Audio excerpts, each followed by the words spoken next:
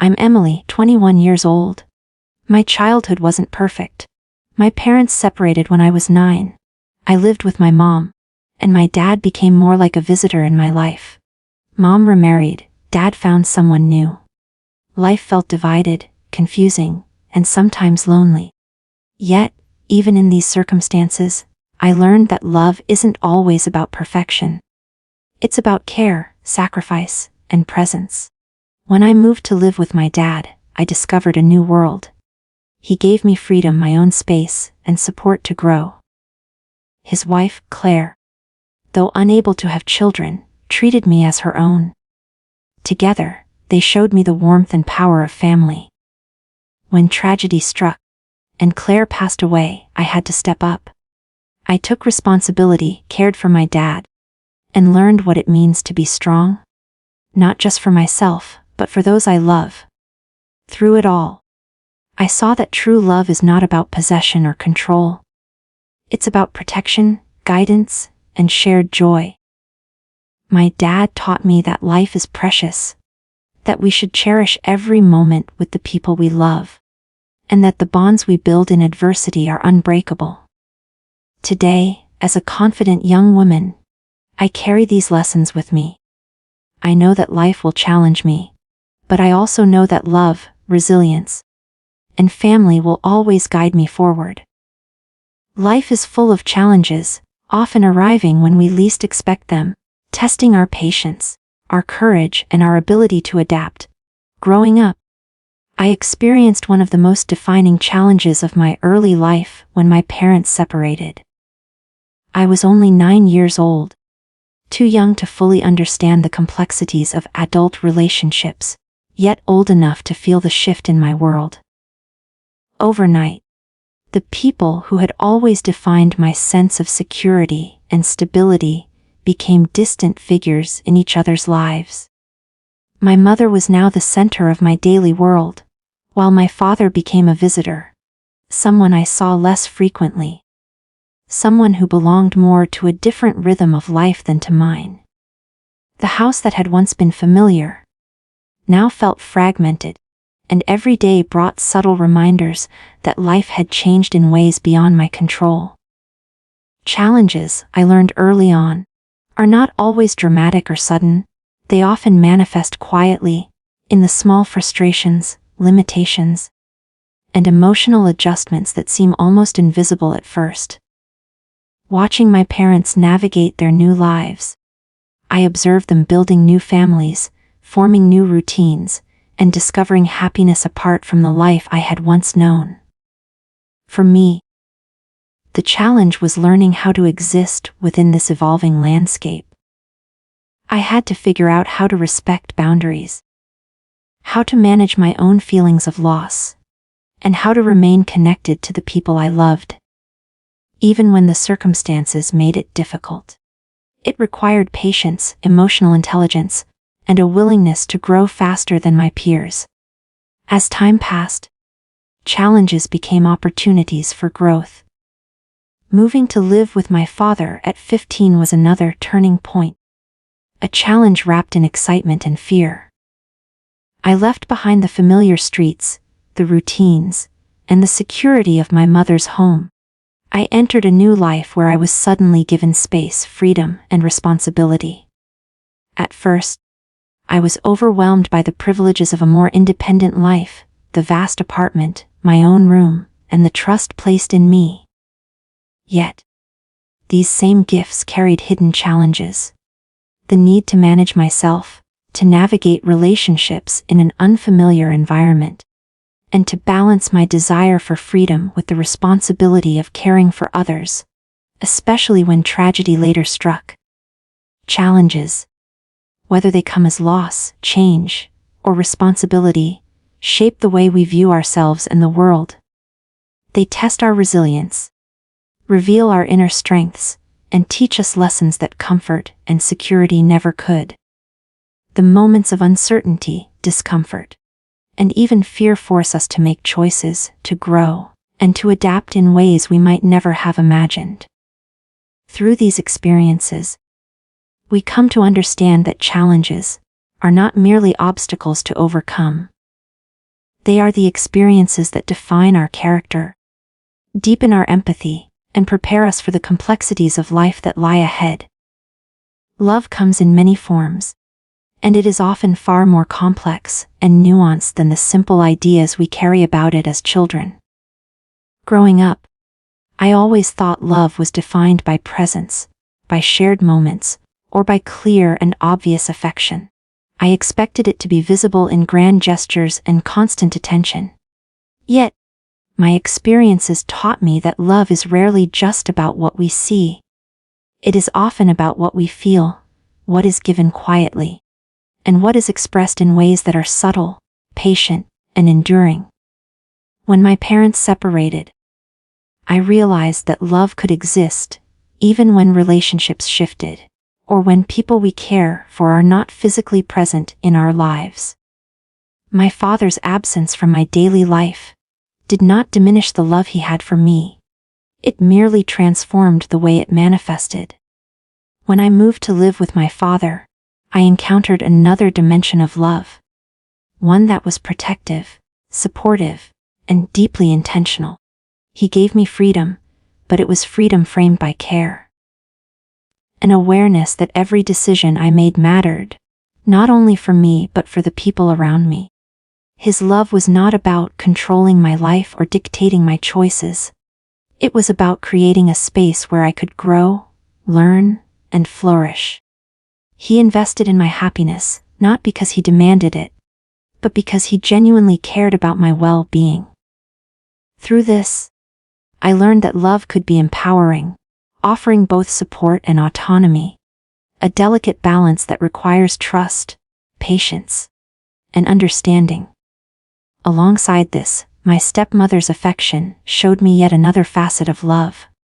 She had no children of her own, and yet she treated me with a kindness and attention that went beyond obligation.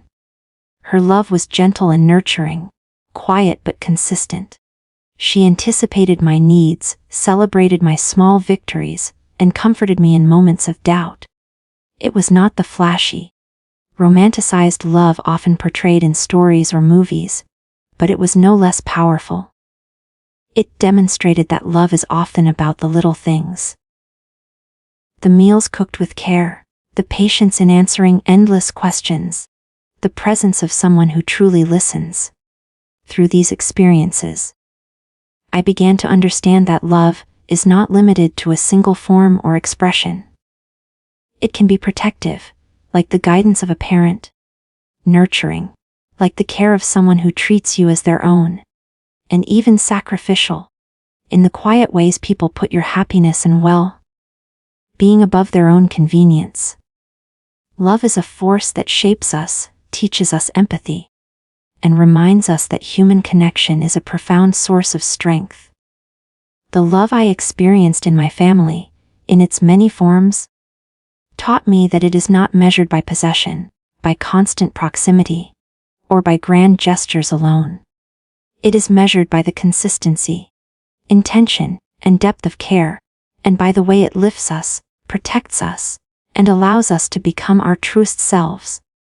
Family is a concept that extends beyond biology, beyond bloodlines, and beyond the walls of the home in which we grow up.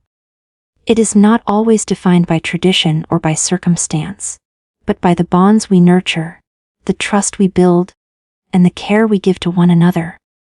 When my parents separated, I had to navigate the complex emotions that came with shifting relationships and changing environments. My father became a presence in my life that I had to adjust to, and my mother's remarriage created a new family dynamic that was initially unfamiliar. Yet, through these changes, I discovered that meaningful family connections could be chosen, cultivated, and cherished, even when they did not follow the path I had expected. Living with my father introduced me to a life where love and care were intertwined with freedom and support. He welcomed me into his home, gave me space to express myself, and treated me with a level of respect that felt liberating. Yet, it was not just my father who made me feel at home. It was also the woman who shared his life, my stepmother, Claire, who embraced me as part of her family. She had not experienced motherhood in the traditional sense, but she offered kindness, attention, and a sense of belonging that went beyond any legal or biological requirement. She made me feel seen, valued, and loved, not because she had to, but because she genuinely chose to. It was through this choice, this deliberate act of care, that I realized the true power of family. It is not merely inherited, it is created. I came to understand that family can be built through intention, through the consistent acts of love and support that demonstrate commitment and care. It is the person who notices when you are struggling and offers comfort without judgment, the one who celebrates your successes as if they were their own, the one who stands by you during difficult times without expecting anything in return. These are the people who become family, regardless of whether they are connected to us by blood or circumstance. They teach us that belonging is not about possession, control, or proximity. It is about presence, trust, and shared experience. Through these experiences, I learned to value the connections that are chosen and nurtured. I understood that family is not a fixed definition, but a living, breathing network of relationships that requires care, patience, and dedication. It is a relationship that flourishes when we invest time, energy, and love into it, and it endures even when circumstances change. My life showed me that the family we create intentionally, through acts of kindness, understanding, and mutual respect, can provide a sense of stability, belonging, and joy that is just as meaningful, and sometimes more profound, than the family into which we are born. It is a lesson that has shaped the way I view relationships, love, and connection, teaching me that the heart has the capacity to form family, wherever it finds genuine care and trust. Responsibility is one of the most profound lessons life can teach, and it often arrives in ways we do not expect. I first understood the weight of responsibility when I moved to live with my father and experienced a family dynamic very different from what I had known. The freedom and space I had been given were exhilarating, but they also came with expectations. I was no longer a child who could rely entirely on others. I had to contribute, to care, and to consider the impact of my actions on those around me. The moment of true realization came when my stepmother, Claire, fell seriously ill. Suddenly, the house that had once felt like a playground of independence became a place of urgent responsibility. I had to step into a role I had never imagined, managing the household and ensuring that my father could navigate his grief without being overwhelmed by the practical demands of daily life. Taking on these responsibilities was not easy. At 17, I was still learning how to balance my own personal growth, my education, and my social life. Yet, necessity required me to rise to the occasion. I cooked meals, cleaned, managed finances in small ways, and took care of the home as though it were my own enterprise. Every day presented challenges that tested my patience, my organizational skills, and my emotional resilience. I learned that responsibility is not simply about doing what must be done. It is about understanding the consequences of inaction, the impact of neglect, and the importance of consistency. Each task I performed became a lesson in perseverance, self-discipline, and empathy, shaping me into a more capable and mature person. Responsibility also has a way of revealing our inner strengths. I discovered that I was capable of more than I had ever imagined. When faced with moments of exhaustion, doubt, or fear, I found reserves of courage and determination that I had never tapped into before. I realized that responsibility is both a challenge and an opportunity. It tests us, yes, but it also builds character, confidence, and resilience. by caring for my father and maintaining a home in the midst of grief, I learned that the choices we make and the actions we take have a profound ripple effect. Responsibility is not about burden alone. It is about the power to make a difference, to bring stability and comfort, and to support others in ways that matter deeply. Through these experiences, I also learned the emotional dimension of responsibility. It is not just practical or physical, it is deeply personal. Responsibility requires us to show up even when it is inconvenient, to offer support when it might go unnoticed, and to act with integrity and compassion.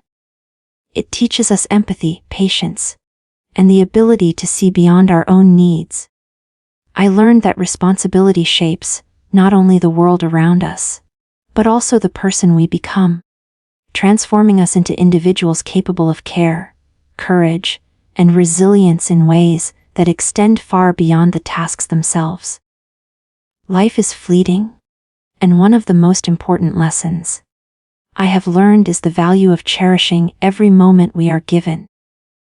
When I was growing up, I often assumed that time was endless, that there would always be another day, another opportunity to laugh, to speak, or to connect with the people I loved.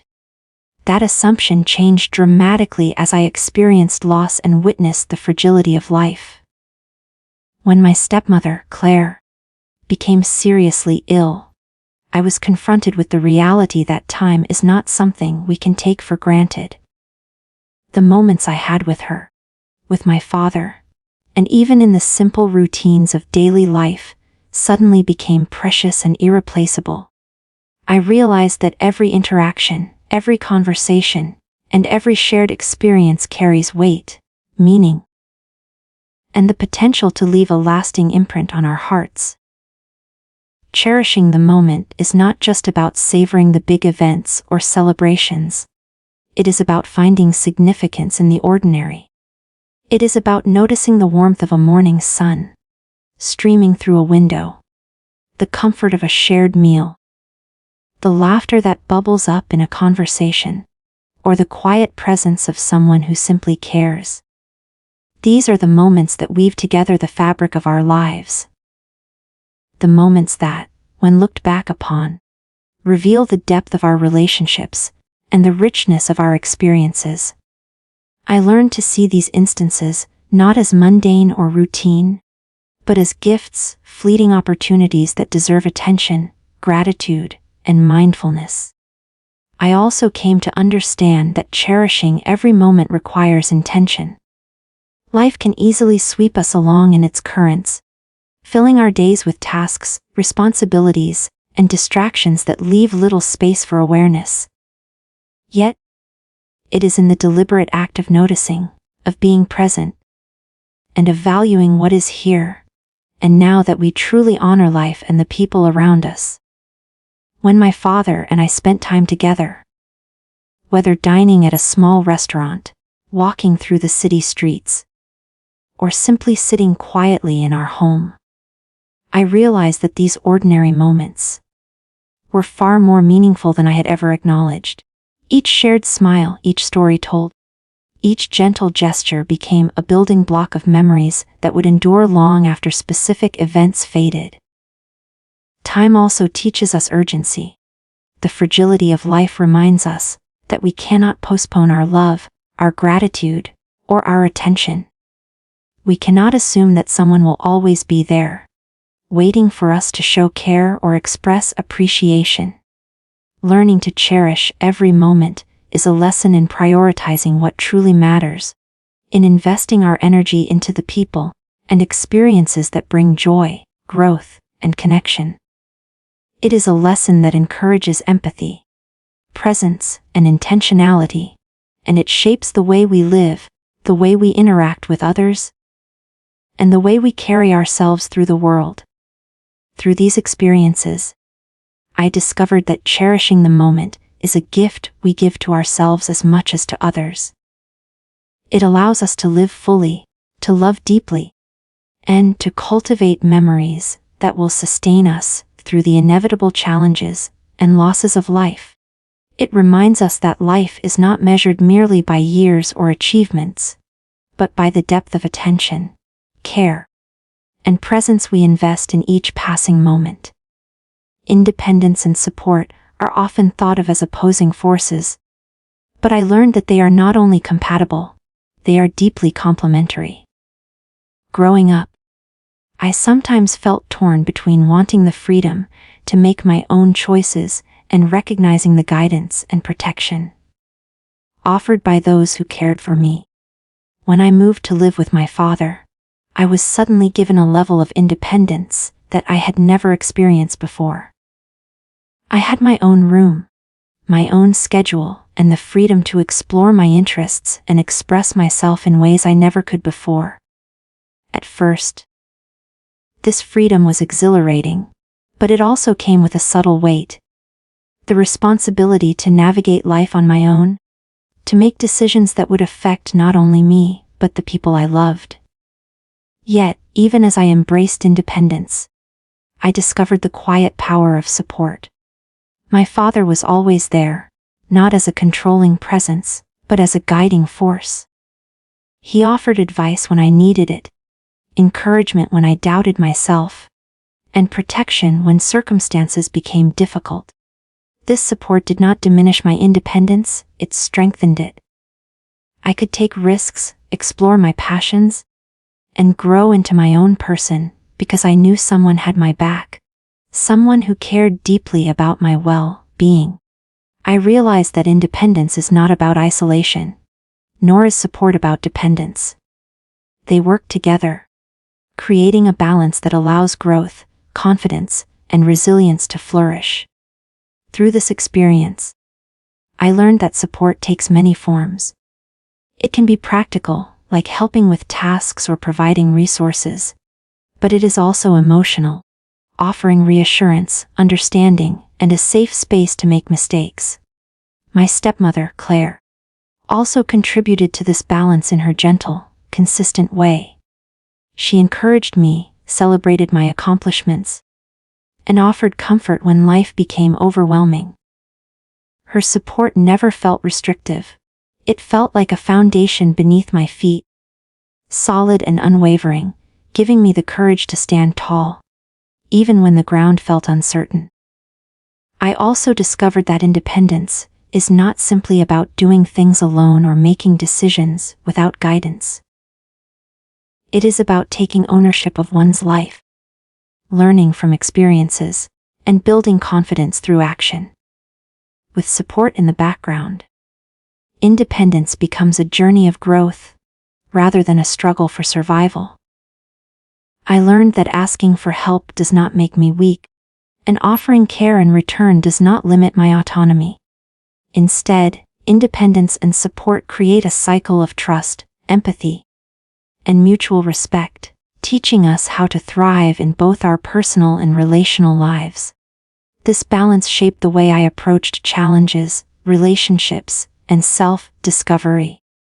I realized that I could pursue my dreams and express my individuality while remaining connected to the people who genuinely cared about me.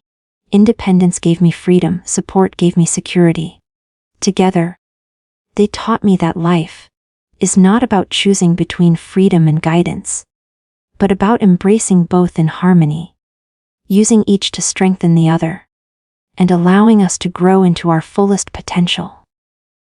Resilience is one of the most defining qualities a person can develop, and it is often shaped by the challenges, losses, and responsibilities we face in life.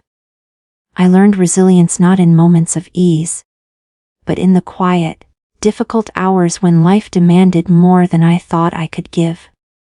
Moving to live with my father, adapting to new routines, and stepping into responsibilities at a young age tested me in ways I had never anticipated. Every decision I made, every task I managed, and every obstacle I faced required me to draw on inner strength I didn't know I had. At first, it was intimidating. I often doubted my ability to cope, to handle the weight of responsibilities, and to navigate the emotions that came with change. Yet, with every small success, and even in moments of failure. I discovered that resilience is not about never struggling. It is about continuing to move forward. Despite the struggle, I realized that resilience is built through experience, through the constant act of facing challenges head on, learning from mistakes, and adapting to new circumstances. When my stepmother fell ill and eventually passed away, I had to manage not only my grief, but also the practical responsibilities of the household. I had to step into a role that required maturity beyond my years, and though it was exhausting, it taught me the depth of my own strength. Resilience is not something that arrives fully formed.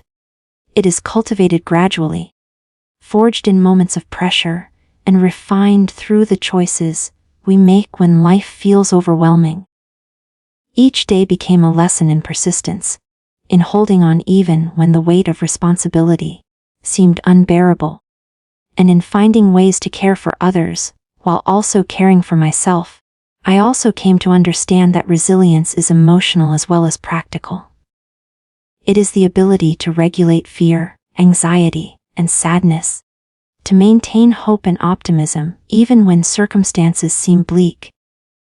It is the quiet courage to keep going when giving up feels easier, and the awareness that setbacks are temporary, not definitive.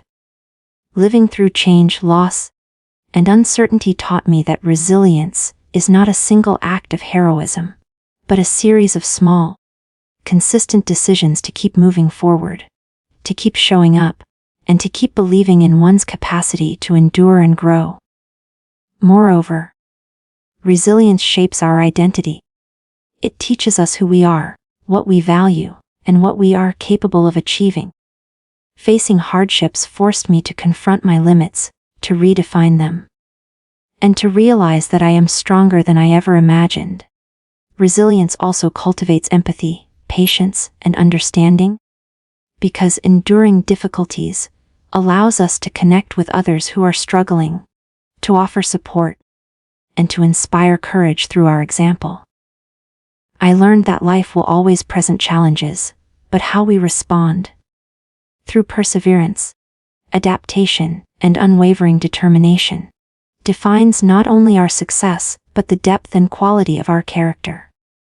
Through my experiences, I understood that resilience is not just a skill or trait, it is a way of life. It empowers us to navigate uncertainty, overcome adversity, and continue moving toward our goals with confidence and hope, no matter what obstacles arise along the way. As I look back on my journey, I realize that life's challenges, love, family, responsibility, the fleeting nature of time, independence, support, and resilience are all threads woven into the fabric of who we are. Each moment, whether joyful or painful, has shaped me, taught me lessons, and strengthened the person I have become. Life does not hand us perfection, and it does not promise ease, but it does offer opportunities to grow, to connect, to care, and to rise above adversity. I want you to remember that love is not limited to one form, that family can be chosen and cherished, that responsibility builds strength, and that every moment is precious. Embrace independence, lean on support when needed, and cultivate resilience through every trial. These are not just lessons for my life. They are lessons for all of us, guiding lights for anyone navigating the unpredictable journey of existence. So, as you step out into your own lives, carry these truths with you. Treasure the people who care for you, embrace the challenges that teach you, and never forget that your strength, your heart, and your courage are more powerful than any obstacle you may face. Life is fleeting, but the impact you make, the love you give, and the resilience you cultivate will echo far beyond the moments you see. Thank you all for listening to my story, for sharing this journey with me, and for allowing me to remind you of the incredible potential that lies within each of us. I hope it inspires you to embrace your own life with courage, love, and unwavering determination. Thank you, and may your journey be filled with growth, joy, and endless possibilities.